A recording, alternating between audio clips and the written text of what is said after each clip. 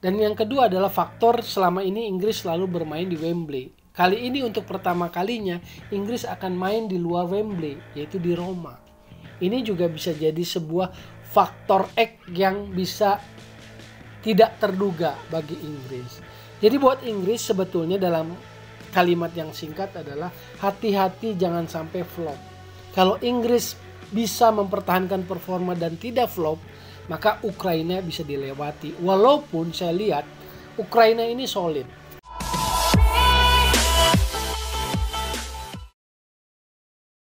Oke, balik lagi di Gocek Bung Toel. Masih tentang Euro 2020. Saya mau sharing opini saya. Mau share kepada teman-teman Gocek Bung Toel. Ini bukan teori, tapi ini pengamatan. Sebuah asumsi yang saya amati sepanjang Euro 2020 ini kaitannya dengan ajang Liga Champion. Jadi saya menganggap tim yang dihuni para pemain yang sampai babak puncak, atau katakanlah saya ukur dari quarter final, semifinal, dan final Liga Champion, itu bisa punya faktor pada performa mereka di tim nasionalnya. Sehingga katakanlah kontribusi mereka menjadi tidak maksimal. Misalnya Jerman, Kai Havertz oke, masih tetap kelihatan potensial dan memberikan kontribusi gol. Tapi saya lihat Kai Havertz tidak dalam performa puncak. N'Golo Kante apa kurang hebatnya buat Chelsea?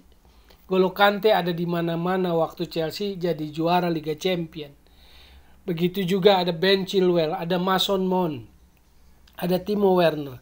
Tapi mereka tidak bisa mendeliver performan yang sama, performan prima ketika mereka langsung ke Euro 2020. Jadi Portugal juga misalnya, Ruben Dias, Bernardo Silva, mereka sampai partai puncak dengan Manchester City ke final.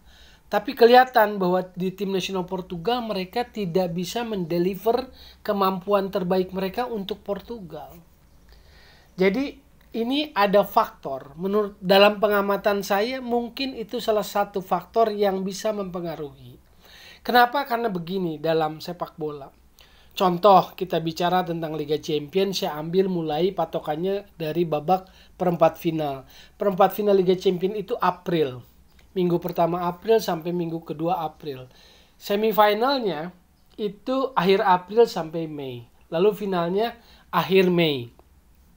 Nah, mereka yang terlibat sampai partai puncak itu tidak bisa dihindari bahwa mereka bisa sangat kelelahan, exhausted.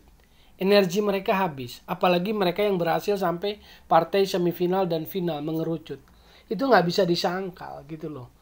Bahwa mereka ada pemain hebat dengan sisa waktu yang ada bisa mengembalikan motivasi, recovery dan sebagainya mungkin.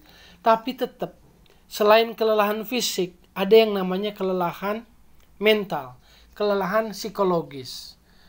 Kadang otaknya menginginkan atau memerintahkan kakinya bergerak seperti apa, tapi kakinya, kepalanya nggak bisa merespon dengan benar perintah otak itu. Karena itu tadi apa yang disebut dengan kelelahan yang luar biasa, hektik gitu loh.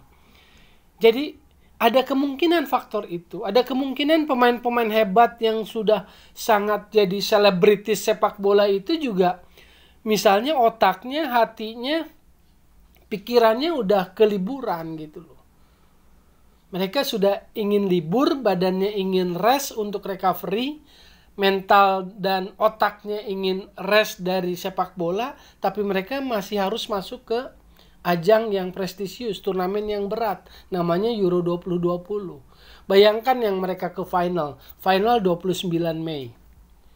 Lalu 12 Juni sudah mulai lagi Euro 2020. Jadi praktis mereka hanya punya jeda 12 hari untuk kembali harus menaikkan lagi performa mereka untuk penampilan bersama tim nasionalnya. Dan ini nggak gampang. Ini nggak gampang. Karena itu tadi mungkin ada yang berusaha recovery, berusaha membalikan motivasinya. Tetapi kadang kelelahan yang begitu exhausted, kaki, tubuh, kepala itu nggak bisa merespon keinginan otak dengan baik gitu loh. Tentu jawabannya tidak semua. Tidak semua pemain. Zinchenko di Ukraina main luar biasa. Tapi catat, di Ukraina dia satu-satunya pemain yang tampil di Liga Champions kalau ukurannya dari quarter final sampai final. Dia satu-satunya pemain Ukraina yang main sampai babak final. Jadi kadang saya mengamati, ini bukan teori saya lagi, ini pengamatan saya, ada korelasi antara performa di Liga Champions dengan event besar berikutnya atau selanjutnya. Contoh Liga Champions tahun ini dengan Euro 2020. Mungkin ada faktor itu. Sehingga seperti Prancis yang dihuni berbagai pemain-pemain top, ada dari Real Madrid, ada dari PSG. Ternyata mereka bisa collapse oleh Swiss yang cuma 2, bayangin. Itu pun sampainya di quarter final aja Swiss. Ada Manuel Akanji, Borussia Dortmund, dan Xherdan Shaqiri, Liverpool. Jadi saya berasumsi bahwa mengamati bahwa mungkin ada korelasi antara performa di Liga Champions dengan Euro 2020 buat mereka-mereka yang hingga sampai partai puncak. Ada faktor kelelahan. Ini bukan faktor utama, tapi mungkin bisa jadi salah satu faktor. Seperti itu. Salah satu faktor yang bisa mempengaruhi penampilan. Nah, contoh di perempat final ini. Tim yang paling banyak pemain yang tampil dari quarter final, semifinal, dan final Liga Champions itu Inggris. Inggris itu punya 10 pemain yang dalam ukuran saya sejak quarter final sampai final main di Liga Champions. Ada 10. Tapi cerdiknya Inggris cuma pakai 3 yang reguler. Yaitu John Stones, Kyle Walker, dan Raheem Sterling. Yang lainnya, Phil Foden sempat main di depan di awal, Mason Mount juga. Yang lainnya lebih banyak tidak dimainkan. Ben Chilwell juga mungkin karena sakit dan cedera. Jadi tidak semua pemain dimainkan oleh Inggris. Dari 10 yang tampil di Liga Champions, hanya 3 yang dimainkan dalam starting line up 11 terbaik Inggris. Artinya apa? Kesegaran tim Inggris memang masih terjaga. Karena 8 pemain lainnya dalam kondisi lebih fresh dan punya motivasi yang besar. Karena gak gampang tuh. Habis puncak juara Liga Champions euforia, suruh naik lagi itu juga bukan hal yang gampang secara mentality dan psikologis. Tim kedua yang banyak pemain yang sampai di babak ujung puncak Liga Champions adalah Spanyol, 7 pemain. Berikutnya diikuti oleh Belgia, 6 pemain. Lalu ada Italia, 4 pemain. Italia pun dari 4 pemain, saya lihat Jorginho yang selalu terus dipakai, terus dipasang untuk bermain. Dari dia punya 4 sebetulnya yang tampil di ajang Liga Champions. Jorginho dan Verratti lah. 2 yang kerap dimainkan oleh Roberto Mancini. Emerson Palmieri walaupun ada di Liga Champions jarang main kan. Di Italia pun belum main. Lalu berikutnya ada Swiss 2, ada Denmark 2, Ukraina 1. Nah, dari tim perempat finalis yang nggak punya pemain yang tampil di babak perempat final, semifinal, dan final Liga Champions itu adalah Republik Ceko. Karena Republik Ceko itu pemainnya 11 pemain ada dari kompetisi dalam negeri. Ini bedanya Republik Ceko dengan yang lain. Yang lain itu mayoritas mainnya di luar negeri. Even itu Denmark misalnya. Yang dari dalam negerinya sangat sedikit. Tapi Republik Ceko masih kontribusi pemain yang bermain di kompetisi domestiknya masih besar. Itu Republik Ceko. Nah sekarang kita balik ke perempat final yang akan terjadi malam nanti. Inggris-Ukraina. Inggris punya persyaratan untuk bisa melewati Ukraina. Melewati hadangan Ukraina dan lolos ke semifinal. Punya persyaratan. Persoalan Inggris adalah dirinya sendiri. Kemenangan atas Jerman menimbulkan sebuah kepercayaan diri tapi juga euforia besar. Tidak bisa disangkal karena itu sejarah besar bagi sepak bola Inggris. Big step bisa mengalahkan Jerman. Sebuah zinc yang sudah lama bertahan 55 tahun bisa dilampaui oleh generasinya Harry Kane dan kawan-kawan. Nah kuncinya buat Inggris adalah bagaimana Inggris bisa mengembalikan fokus pada pertandingan perempat final. Karena Ukraina nggak bisa dipandang remeh. Dan yang kedua adalah faktor selama ini Inggris selalu bermain di Wembley. Kali ini untuk pertama kalinya Inggris akan main di luar Wembley, yaitu di Roma. Ini juga bisa jadi sebuah faktor X yang bisa tidak terduga bagi Inggris. Jadi buat Inggris sebetulnya dalam kalimat yang singkat adalah hati-hati jangan sampai flop. Kalau Inggris bisa mempertahankan performa dan tidak flop, maka Ukraina bisa dilewati. Walaupun saya lihat Ukraina ini solid. Kalau hitungan yang main di Liga Champions memang cuma satu, Zinchenko. Tapi Zinchenko dengan motivasi besarnya, dengan usia mudanya luar biasa nih, energi anak muda, memberikan kekuatan pada tim Ukraina yang mayoritas diisi oleh dua klub besar Ukraina, Dinamo Kiev dan Shakhtar Donetsk. Bayangin, di tim Ukraina mayoritas pemain Dinamo Kiev menyumbangkan 10, Shakhtar Donetsk menyumbangkan 7. Jadi 17 pemain dari skuad Ukraina dari dua klub hebat Ukraina itu.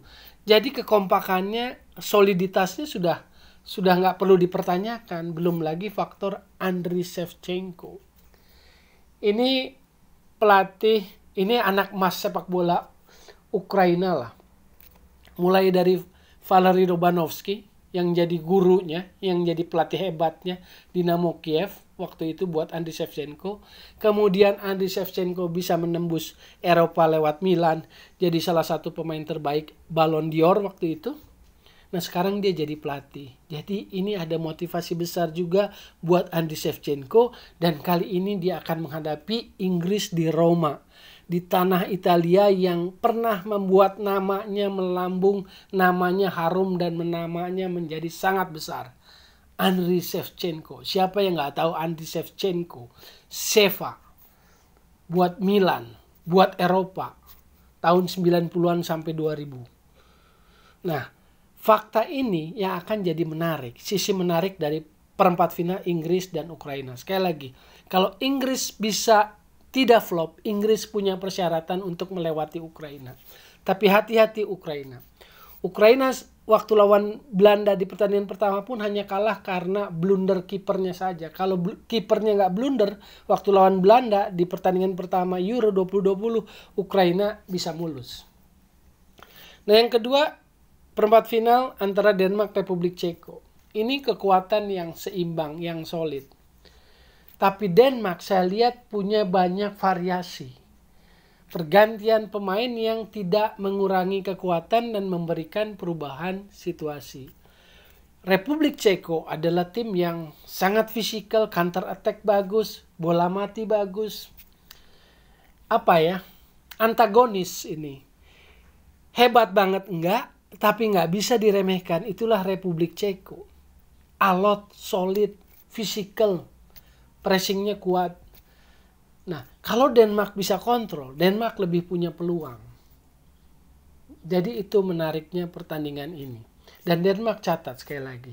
Denmark hanya punya 2 pemain yang bisa sampai babak quarter final hingga final di Liga Champions, yaitu Thomas Delaney, Borussia Dortmund di quarter final, dan Christian Andersen, back dari Chelsea yang sampai final. Jadi itu tadi pengantarnya sebelum kemudian saya menukik kepada perempat final Inggris, Ukraina, dan Republik Ceko Denmark adalah saya kok mengamati, saya kok berasumsi mungkin ada salah satu faktor yang menjadi relasi antara performa pemain di Liga Champions sebelumnya yang sampai babak puncak hitungannya adalah quarter final, semifinal, dan final yang artinya adalah sampai bulan April dan Mei mereka masih dalam fokus konsentrasi energi terkuras habis, lalu masuk ke Euro 2020 mereka tidak bisa mendeliver performa yang prima bagi tim nasionalnya. Itu sharing opini saya sebelum menyaksikan perempat final, menunggu semifinal siapa saling berhadapan. Sekali lagi, jadi solusi dan bukan polusi sepak bola, tetap digocek, Bung Tower.